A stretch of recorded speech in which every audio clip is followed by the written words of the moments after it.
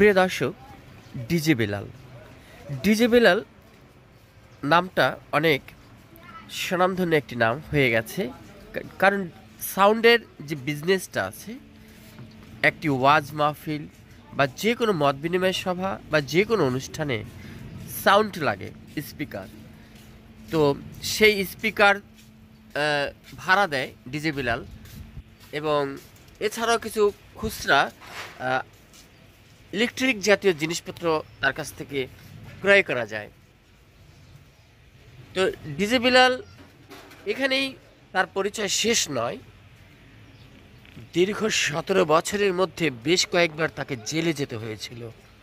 শুধু বাংলাদেশ জাতীয়তাবাদী দলের একজন সদস্য, একজন কর্মী, সেই কারণে আওয়ামী লীগের ফ্যাসিস্ট আমলে তাকে অ্যারেস্ট হতে হয়েছিল বেশ কয়েকবার। একটু তার সাথে পরিচয় হব। বর্তমান ডিজে বেলাল কেমন আছে? ভাই আসসালামু আলাইকুম। ওয়ালাইকুম আসসালাম। ভাই একটু বসেন, আপনার সাথে কথা আছে, একটু বসেন। ভালো আছেন? জি ভাইয়া, এই যে আমরা আসলে তথ্য সংগ্রহে পেয়ে আপনার কাছে আসলাম। আপনি শুনেছি এই যে সাউন্ড ভাড়া দেন, মানে স্পিকার ভাড়া দেন, ইলেকট্রিশিয়ান। আপনি ইলেকট্রিকের একটা ছোটোখাটো, যদিও মহল্লার মধ্যে, ঢাকা মহানগর উত্তর রূপনগর থানাধীন এলাকায়, আণবিক শক্তি এলাকাতে আপনার এই ছোট্ট একটি টং দোকান।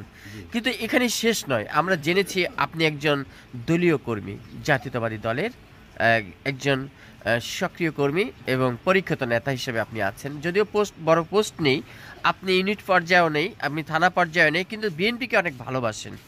এই যে ঢাকা 16 আসনের নেতৃত্বে যিনি এখন আমিনুল হক এমপি ক্যান্ডিডেট, তারই আপনি কিন্তু কাজ করছেন, ভোট চাইছেন, বা তার জন্যই আপনি পাগল, সোজা কথা, এক কথায় আমরা শুনেছি।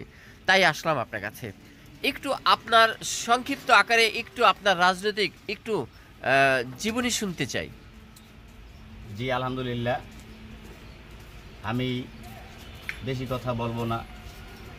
আমি শুধু একটি কথাই বলবো যে আমার এই কর্মের পাশাপাশি আমি বাংলাদেশ জাতীয়তাবাদী দল বিএনপি করি, বিএনপির ক্ষুদ্র একজন কর্মী।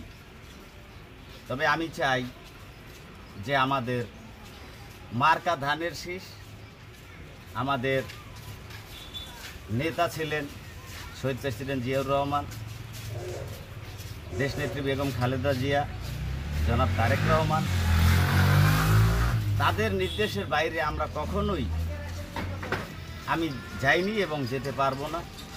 দলকে ভালোবাসি, এই দলের জন্য সর্বত্র হারিয়েছি।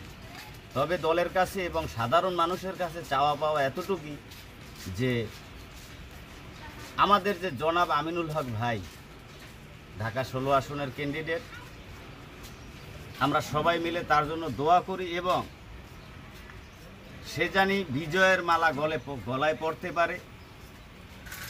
তার জন্য সবাই দোয়া করবেন এবং তাকে ধানের শীষ মার্কায় ভোট দিয়ে জয়যুক্ত করবেন। ইনশাল্লাহ আমি আশাবাদী এই ঢাকা 16 আসন সোনার বাংলায় সে গড়বেন, আমি নিশ্চিত হয়ে বলতে পারি। তার কারণ তার নেতৃত্ব এবং তার তার যে নিজের মনের যে সেটা আমি তার কাছ থেকে আমি দেখছি। তার কথাবার্তা, তার বিচার ব্যবস্থা, তার যে ভালোবাসা, আমি দোয়া করি এবং আমরা সবাই মিলে আমরা দোয়া করি তার জন্য যে আল্লাহ পাক তাকে এবার বিজয়ের মালা গলায় পরাও, ধানের শীষের মার্কায় সে জয়ী হোক। আমাদের মার্কা একটাই, ধানের শীষ। এই ধানের শীষের জন্য আমি সর্বত্র হারিয়েছি, শুধু আমার জীবনটা বাকি আছে। এছাড়া আমি এবং আমার সহযোদ্ধা যারা ছিলেন এই রূপনগর থানায় 5ই আগস্টের আগে হামলা মামলা শিকার হয়েছেন, তারা জেল খেটেছেন কয়েকবার। খাইয়া না খাইয়া আমরা কলা বাগানে পর্যন্ত ঘুমাইছি। আমরা দেশে আমার মা বাবার সঙ্গেও যে থাকতে পারিনি, আগানে বাগানে আমরা ঘুমাইছি, অনেক কষ্ট করছি।